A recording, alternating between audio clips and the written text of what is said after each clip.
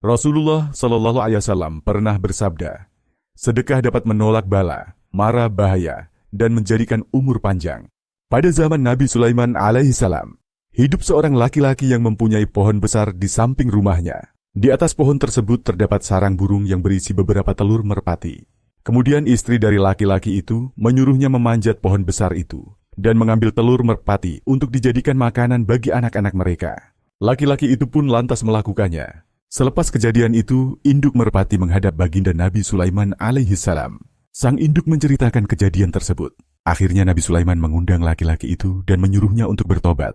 Laki-laki itu berjanji kepada Nabi Sulaiman untuk tidak akan mengulangi perbuatannya tadi. Suatu ketika, si istri menyuruhnya untuk mengambil telur merpati lagi.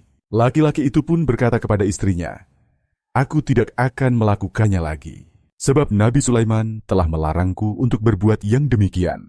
Istrinya menjawab, "Apakah kamu menyangka Nabi Sulaiman akan mempedulikan dirimu atau merpati itu, sedangkan ia selalu sibuk dengan urusan kerajaannya?" Si istri tak henti-henti membujuknya agar ia mau melakukannya lagi. Hingga akhirnya ia terbujuk juga. Seperti biasanya, ia memanjat pohon besar itu dan mengambil telur merpati lagi. Induk merpati kembali menghadap Nabi Sulaiman dan mengadukan kejadian itu. Nabi Sulaiman pun menjadi marah karenanya. Kemudian Nabi Sulaiman memanggil dua setan. Yang satu berasal dari ujung timur, dan yang satunya berasal dari penjuru barat. Nabi Sulaiman alaihissalam berkata kepada dua setan itu, "Jagalah pohon besar itu." Dan ketika laki-laki itu mengulang perbuatannya, mengambil telur merpati itu, raih kedua kakinya, dan jatuhkan ia dari pohon itu. Kedua setan itu pun bergegas pergi dan menjaga pohon itu.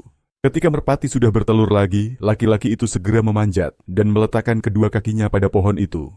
Tiba-tiba datanglah seorang pengemis mengetuk pintu rumahnya. Lalu ia menyuruh istrinya untuk memberikan sesuatu pada istrinya itu. Lantas istrinya berkata, "Aku tidak punya apa-apa." Laki-laki itu turun dari pohon dan mengambil segenggam makanan. Lalu ia memberikannya kepada si pengemis itu.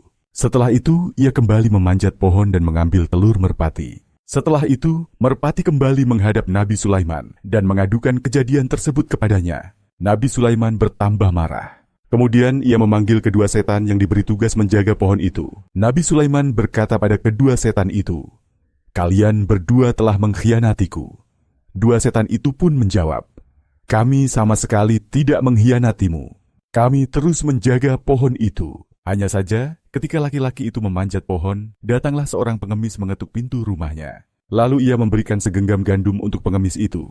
Saat ia kembali memanjat pohon, kami sudah bergegas untuk meraihnya. Namun tiba-tiba, Allah mengutus dua malaikat. Salah satu dari mereka meraih leherku dan melemparku sampai di tempat terbitnya matahari. Sedang yang satunya lagi, meraih leher sahabatku dan melemparnya sampai di tempat terbenamnya matahari. Demikianlah sebuah cerita dari kitab Tanqihul Qaulil Hadits karya Syekh Nawawi Al-Bantani. Betapa sedekah dapat menjadi sebab dihindarkannya seseorang dari mara bahaya, sementara yang disedekahkan adalah barang halal. Namun jika yang disedekahkan adalah barang yang haram, pasti akan berbuah celaka. Rasulullah Shallallahu Alaihi Wasallam bersabda yang diriwayatkan oleh Anas bin Malik, "Sungguh di dalam neraka terdapat rumah yang disebut Baitul Huzni, rumah kesusahan. Allah menyediakannya untuk orang yang bersedekah dari barang yang haram."